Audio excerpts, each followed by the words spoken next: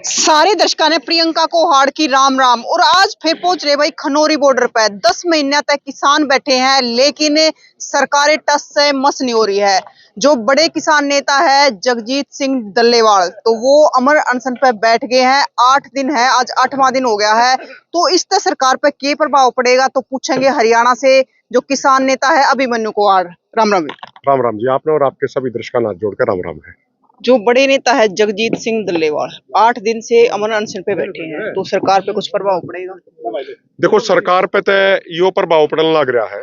अभी परसों हमारे देश के उपराष्ट्रपति जी का बयान आया। वो कानपुर में एक प्रोग्राम को संबोधित कर रहे थे। उन्होंने 3 बड़ी महत्वपूर्ण बातें कही। उन्होंने पहले तो ये कहा कि किसानों की समस्याओं का समाधान प्रायोरिटी पर रखकर होना चाहिए और तेजी से होना चाहिए, एक बात।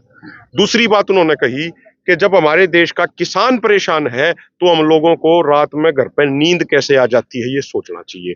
तीसरी बात उन्होंने ये कही कि भाई हम कहते तो ये है कि 2047 तक विकसित भारत बनाएंगे, लेकिन विकसित भारत अगर सच में बनाना है तो सबसे पहले किसान को खुशहाल करना पड़ेगा। और उन्होंने कहा कि मेरे दरवाजे, उपराष्ट्रपति भवन के दरवाजे 24 घंटे किसानों के लिए खुले हैं। तो आज तक उन्होंने ऐसा बयान नहीं दिया था। उन्होंने ये बयान ही इसलिए दिया, आज देश के कैडर वाइज सबसे बड़े किसान संगठन के प्रधान जगजीत सिंह डल्लेवाल जी के आमरण अनशन का 8वां दिन है। अभी उनका sugar, BP, pulse rate up down होना शुरू होया है और वो दिन दूर नहीं जब सरकार भी अप डाउन होगी। और जगजीत सिंह डल्लेवाल जी के बारे में ये सबने पता भी होगा। इस अनशन पर बैठने से पहले, एक दिन पहले, वो अपने गांव में गए थे और जो अपनी खेती लायक 17.5 एकड़ जमीन उनके पास थी, वो अपने बेटे, अपनी पुत्र वधू और अपने पोते के नाम करा दी कि भाई मेरा नहीं बेरा, मैं उल्टा लौट कर आऊंगा या नहीं आऊंगा। और सबसे महत्वपूर्ण बात यह है कि उस समय जब वो अपनी जमीन जायदाद नाम करा रहे थे, उस समय मैं उनके साथ बैठा था। तो उन्होंने एक बड़ी महत्वपूर्ण बात कही। तो हम उससे पहले वाली रात को, 24 तारीख को रात को चर्चा कर रहे थे और भी काका सिंह कोटला जी भी बैठे थे, कई प्रधान बैठे थे अलग अलग संगठनों के। तो उन्होंने कहा कि यार मेरे मन की इच्छा है, जो मेरी पुत्रवधू है वो मेरी बेटी की समान है। वो अपने हाथ से खाना पका के मुझे खिलावा है तो मेरी बेटी है वो। बोला मैं अपनी जमीन जायदाद का एक हिस्सा उसके नाम भी कराऊंगा मैं।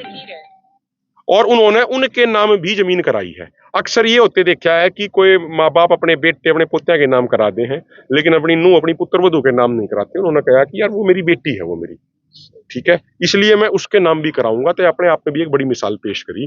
तो वो जब 30 तारीख को पुलिस हिरासत से रिहा होके आए थे, उन्होंने उस समय भी यही बात कही थी कि भाई मैं पूरा एक्सट्रीम पर जाने को तैयार हूं, तुम पूरे चुगरदे की तैयारी करो।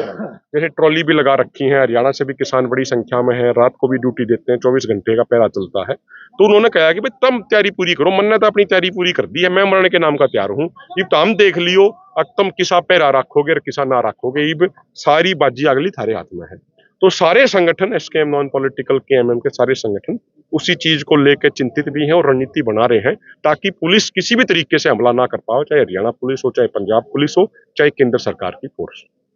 जैसे हरियाणा की अगर बात करें तो हरियाणा के काफी किसान अड़ा रहे हैं, लेकिन एक तरफ कहा जा रहा है कि हरियाणा में तो एमएसपी मिल रही है। देखो, मैं आपने एक बात कहूँ, मुख्यमंत्री जी नायाब सैनी जी जो हैं, जो कोई भी राजनेता हो, किसी भी पार्टी का राजनेता हो, उनकी जुबान के आगे खुला मैदान है। वे कुछ कह दें, उन तक वो पूछनिया तो है नहीं। अब बार बार बीजेपी वाले एक चीज का प्रचार कर रहे हैं कि भाई हम तो 24 फसलों पे एमएसपी की गारंटी दे रहे हैं हरियाणा में। पहली बात मैं बता दूं, मेरा चैलेंज है माननीय नायाब सिंह सैनी जी को, जगह वो चुन लें, टाइम वो चुन लें, डेट वो चुन लें। पहली बात तो उनको हम ये बताना चाह रहे हैं कि खुली बहस हो जाए। और जो खुली बहस के लेकर मेरे 2-3 सवाल हैं, मैं उम्मीद करता हूं आपके चैनल के माध्यम से उन तक पहुंच जाओगे।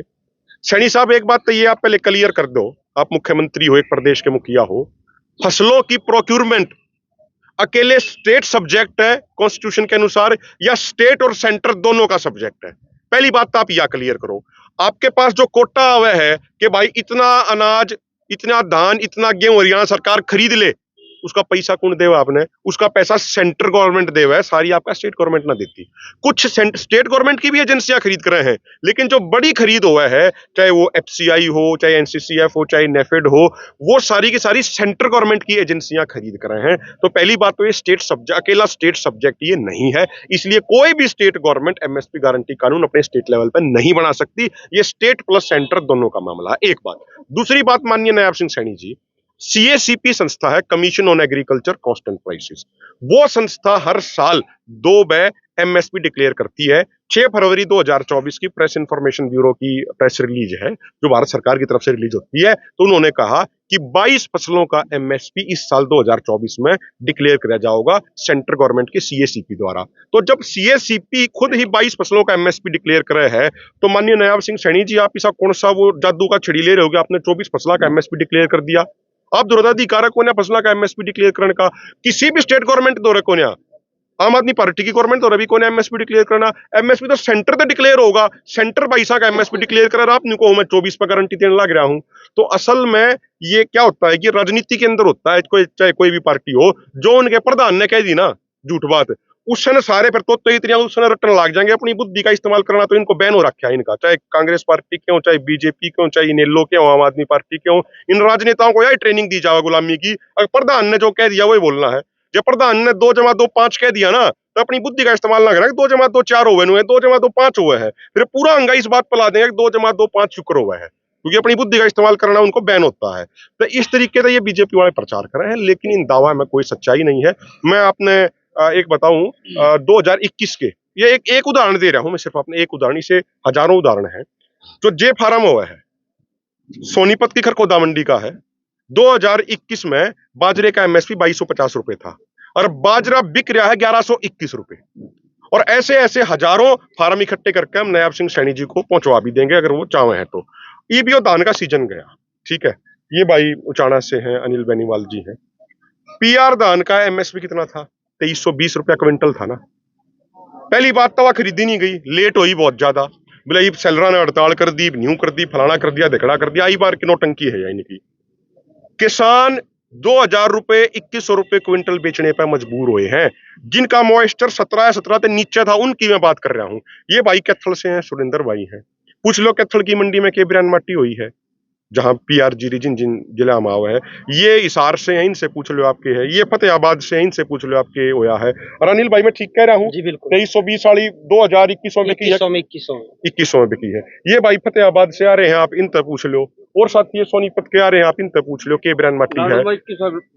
लेकिन धान के सीजन पे मुख्यमंत्री साहब ने कहा था कि एक एक दाना एमएसपी पे खरीदा जाएगा। देखो पता है, दुख एक बात का हुआ है, मैंने मतलब अपने किसान समाज के लोगों तक भी मैंने बड़ा कई बार दुख हुआ है। हम 14 साल हो गए इन्हें समझाते रहे। इन राजनेताओं के धार्मिक और जातीय उन्माद के जाड़ा में मत फंसो रहे, अगली पीढ़ी बचाने पे ध्यान दे लो। लेकिन ये राजनेता किते हिंदू मुसलमान का, किते जाट नॉन जाट का, किते पटेल नॉन पटेल का, किते मराठे नॉन मराठे का, ईसा जाल फेंके हैं चुनाव आने के बाद। उस जाल में ज्यादातर लोग फंस जाए हैं। हरियाणा में केश गुफा छेड़ दिया, बोला भाई जाटा की और सरदारा की सरकार आ जाएगी जब बीजेपी तो वोट ना दी तो। अब मैंने एक बात साधारण सी बात बताओ, मैंने अग्निवीर योजना है, 4 साल की फौज की नौकरी करती। अहीरवाटी बेल्ट में कोई भी एक भी ऐसा घर नहीं होगा जिसे कम से कम एक व्यक्ति फौज में ना हो। अग्निवीर योजना आने के बाद अगर सबसे ज्यादा नुकसान कितने उत्तर भारत में किसी एरिया को होया है तो अहीरवाल बेल्ट को होया है, ठीक है। लेकिन राजनेताओं ने दिमाग में के भर दी, अब कहते जाटा सरदाना की सरकार आ जाए। लोग उस जातीय उन्माद के जाल में फंस के बीजेपी तो वोट दे दे हैं कि वो बीजेपी तो वोट दिए थे, वो अग्निवीर योजना हट जाएगी, कि उनके बालका का भविष्य सुधर जाएगा। इसी तरीके से दूसरा भी इसका पहलू है। कुछ जाट समाज के लोग भी नहीं कह देंगे, बोला भाई हम तो फलाने ना वोट देंगे। और क्यों देंगे भाई, के बढ़िया कर दिया उन्हें, बोला कुछ ना, बोला जी वो फलाना जाट कैंडिडेट है। यह सोच गलत है, चाहे या जाटा में हो, चाहे वह यादव भाइया में हो, चाहे जाट भाइया में हो, चाहे ब्राह्मण भाइया में हो, चाहे दलित भाइया में हो। जब तक आपा इस सोच से बाहर नहीं निकलेंगे, ये तमाम राजनीतिक पार्टियां न्यूए मिलकर हमारे जूत मारेंगी। अब आपने देखा होगा चुनाव के दौरान तो एक दूसरे ने गाड़ बक्कन लग रहे थे सारे राजनेता, फलाना चोर है, फलाना उसका बड़ा डाकू है। चुनाव खत्म होते ही देखा होगा ना फोटो, सारे नायब सिंह सैनी जी, भूपेंद्र सिंह हुड्डा जी और फलाना जी, धिकड़ा जी सारे बैठकर आराम से सैंडविच खाने लग रहे हैं इकट्ठे बैठ के। लोगों के सिर फुड़ा दे हैं ये और अपना आराम से बैठ कर सैंडविच खावे हैं, पकौड़े खावे हैं। तो लोगों ने समझनी पड़ेगी लड़ाई मारे हक सड़क पे लड़ाई लड़े ते मिल लेंगे। इन राजनेताओं के तलवे चाटे तक को ना मिलना है। ना तो बीजेपी के तलवे चाटने की जरूरत, ना कांग्रेस के तलवे चाटने की जरूरत, ना इनेलो के तलवे चाटने की जरूरत, ना आम आदमी पार्टी के तलवे चाटने की जरूरत है। ये राजनेता अपनी गोज भरने लग रहे हैं, अपने बच्चों का भविष्य सेट करने लग रहे हैं। आप देखो ना, किसी का बाप एमपी है तो बेटा एमएलए, बेटा एमपी है तो बाप एमएलए, पीढ़ी दर पीढ़ी नु चलने लग रहे हैं। इनके चक्कर में पड़ के अपना भाईचारा, अपनी जिंदगी खराब मत करो। लोगों की लड़ाई लड़ो, मजबूती तो लड़ो, ईमानदारी तो लड़ो। सरदार जगजीत सिंह डल्लेवाल जी जो 8 दिन आमरण अनशन में बैठे हैं, आज 8वां दिन है, वो अपने खातर को ना बैठे, वो इस देश के जमींदारा खातर, इस देश के किसाना खातर बैठे हैं। इसलिए उस लड़ाई में सारे साथी उनका साथ हैं। 10 महीने से बॉर्डर बंद है, खनौरी बॉर्डर, और लोगों को काफी परेशानी हो रही है क्योंकि ये हाईवे काफी चलता है। तो उसके बाद भी मतलब आगे की क्या रणनीति रहेगी दिल्ली पहुंचने के लिए? ये देखो, अभी हमारा कोई सच खनौरी बॉर्डर से कोई दिल्ली के लिए जत्थे भेजने का प्रोग्राम नहीं है। वो प्रोग्राम जो है वो शंभू बॉर्डर से है, जो दोनों फोरमों ने दिया है। और यहाँ पे तो हमारा पूरा रणनीति यही है कि डल्लेवाल साहब के चारों तरफ जो पहरा है, कई लेयर की सिक्योरिटी बनाई गई है, लिस्ट बनाई जा रही है। जो लोग अपनी जान देने को तैयार हैं, जो लोग ये हमें लिखित में दे रहे हैं कि भाई डल्लेवाल साहब का हाथ नहीं लगाने देंगे, बेशक अपनी जान देनी पड़ जाओ हमने, अगर पुलिस आओगी सोचेगी ना गिरफ्तार करके हॉस्पिटल में ले जाए तो लेकर नहीं जाने देंगे। तो वो सूची बन रही है, उसमें लगभग 150-200 आदमी हो गए हैं अभी, और वो सूची लगातार बढ़ती जाने लग रही है। तो हमारी और कोई प्रायोरिटी नहीं है इस समय। हमारी प्रायोरिटी खनौरी बॉर्डर पर यह है कि डल्लेवाल साहब के चारों तरफ दिन रात जो पहरा है वो इतना मजबूत कराया जावे कि यहाँ पर परिंदा भी पर ना मार सके। हमारी अनुमति। राम राम जी। राम राम जी। क्या नाम है? अनिल जी। तो आप क्या कहना चाहोगे? कहना तो देखो जी, भाई साहब ने सारी बात बता दी, और जो किसानों के साथ हो रहा है सबको पता है। जो आप बोले थे ना, सरकार बोल रही है एमएसपी पे बिक्री हो रही है, खरीद हो रही है। उचाना के अंदर 2100 से ऊपर किसी की भी जीरी नहीं बिकी है। अब सैनी साहब कुछ भी कहें जाओ, भाई हम एमएसपी पे ले रहे हैं नहीं ले रहे हैं, पता तो हम लोगों को है ना जो बेच रहे हैं मंडी में। पिछली बार क्या था, उचाना मंडी में 30 रुपए का फर्क था। उसके लिए पिछली बार क्या किया, आंदोलन भी किए, सब कुछ किया, लेकिन राजनीति के चक्कर में अब की बार ऐसा हुआ 350 रुपए पर क्विंटल का घाटा हुआ हर किसान को, फिर भी किसी ने आवाज नहीं उठाई। लेकिन किसानों ने रोड जाम भी करे हैं इस चीज को लेकर। कर रहे हैं, रोड जाम के केस भी हैं किसानों के ऊपर, पंचायतें करते हैं उसके भी केस हैं, लेकिन इलाज तो नहीं इस चीज का। सरकार कहने को बस कहने की है, करती तो कुछ नहीं है ना। यदि किसानों के साथ, किसान के इतने अच्छे हालात होते, बुरे हाल सरकार ना करती तो क्यों बैठते हम सड़कों पे? हमारे भी बच्चे हैं, घर वाले भी हैं, माता पिता भी हैं, क्यों वहां छोड़ के सड़कों पे क्यों बैठेंगे रात को? हमें भी तो घर अच्छा लगता है ना, लेकिन मजबूरी है, इस सरकार ने मजबूर करके रखा हम सबको, ये हमारी मजबूरी है। राम राम जी। राम राम। मैं सुरेंद्र चौसाड़ा यही कहना चाहूँगा कि इस कलयुग के अंदर जो एक मिसाइल कायम की है आदरणीय जगदीश सिंह डल्लेवाल जी ने, कि एक तपस्या और एक संघर्ष और एक अमर अनशन का जो उदाहरण इन्होंने दिया है कि किसान कौम के लिए एक जागृति लाने का संदेश है और एक जागरूक करने का संदेश है। तो इसी संदेश के साथ मैं यही सभी को संदेश देना चाहूँगा, एकजुट होकर के अपनी मांगों और अधिकारों के प्रति हम लड़ सकते हैं। क्योंकि ऐसे महापुरुष जब भी किसान कौम के लिए बलिदान देते हैं तो देश के अंदर एक क्रांति आती है। उस क्रांति का बिगुल बज चुका है। वैचारिक क्रांति के बाद अब अगला कदम क्या होगा, आने वाली 6 तारीख को निश्चित किया जाएगा। तो सभी साथी एकजुट होकर के हमारे अधिकारों के प्रति लड़ेंगे और जो भी आदेश देंगे उस आदेश का पालन हम करेंगे। राम राम जी। राम राम जी। तो क्या कहना चाहोगे, 10 महीने से किसान यहाँ पे बैठे हैं? 13 महीने पहले ही बैठ गए, 10 और से ही, और अगले 10 और से। हमने बैठने में कोई दिक्कत नहीं है, जब तक हक नहीं मिलेगा हमारा जो मांग रहे। जब हमारे आदमी अपने हक के लिए, स्वेच्छा तो एक तरह का ही होता है, अपना जीवन दान देना होगा।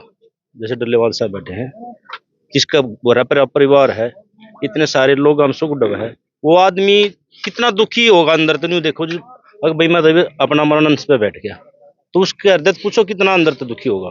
तो वो दर्द जिसने महसूस हो रहा है, अपा, हाँ आप भी देखते आ रहे हो, हम अपने देखते आ रहे हैं सारे मोर्चा पे, हमने वो अपना लग गया है, अपने बाप बरोबर लग गया है। इस तरह वो एक यूं वाले तड़प है उसकी, वो देख के हमारा बाकी नहीं है। पर हमारा जो रास्ता अहिंसा का रास्ता है, जो हम उनके पद चिन्ह नापों की शिकायत नीति अब चल रहा, अहिंसा का रास्ता है। और ये सरकार चाह रही है किसी भी तरह से आंदोलन को उग्र कर दो ताकि आंदोलन खत्म कर दो, तो वो चीज तो हम होने नहीं देंगे। उस दिन धोखा हो गया, थोड़ा उठा लेंगे, बाकी अब हमारी कोशिश है कि पुलिस क्या, फोर्स क्या, किसी को आने नहीं देंगे जब तक आप जिंदा हैं। और रही बात फसलों की, बाकी बहुत सारे मुद्दे हैं लोग नहीं देखते, जैसे ये पराली का मुद्दा है, 10 दिन की बात होती है बस पराली की धोने की, 12 महीने जो ये हरियाली की चादर बिछा दी किसान ने, इसका कोई नहीं देखता। वो थोड़ा धुआं दिख जाए, परसों की बात है, मैं गाँव गया था, 2-4 झुंड थे जोड़ी के ऊपर, उसमें पता ना किसी ने बीड़ी जलती फेंक दिया कुछ और। हम घर से निकले तो देखा पीसीआर खड़ी, मैं कहा कोई हादसा ना हो गया हो। माँ जी क्या दिक्कत होगी? बोला भाई इनमें झुंडा मांग लगी। और फिर पीसीआर क्या करा है?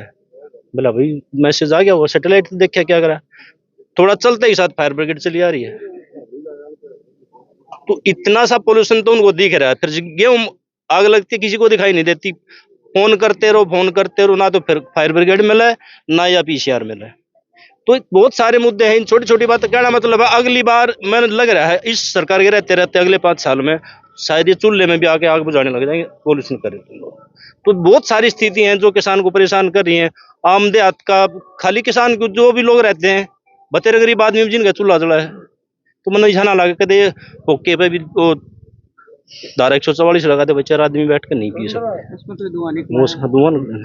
तो वे एक बार सारी तस्वीरें आपको दिखा दे हैं कि किस प्रकार तक 10 महीने तक किसान यहाँ पे बैठे हैं अपनी ट्रैक्टर ट्रेलिया में, अपने घर बार छोड़कर है। तो जो का तो आपने 10 महीने पहले भी दिखाया था, और 10 महीने पहले किस प्रकार का तो बड़े शांति तरीके से बैठे हैं किसान। आप दूर थी जड़े थी, आपकी नजर जाओगी तो उड़े थी आपने किसान नजर आओगे। 10 महीने तक अपना घर बार छोड़ के किस प्रकार इनका काम चलता होगा, क्योंकि ये आड़े बैठे हैं। क्योंकि आज के टाइम में तो ऐसा हो रहा है कि एक एक मानस में तो दो बना है, काम नहीं चलता, लेकिन फिर भी ये 10 महीने से लगातार आड़े बैठे हैं। तो आप क्या कहोगे जरूर बताइए, और तस्वीरें ज्यादा से ज्यादा शेयर करियो। फिर मिलेंगे, जय हिंद।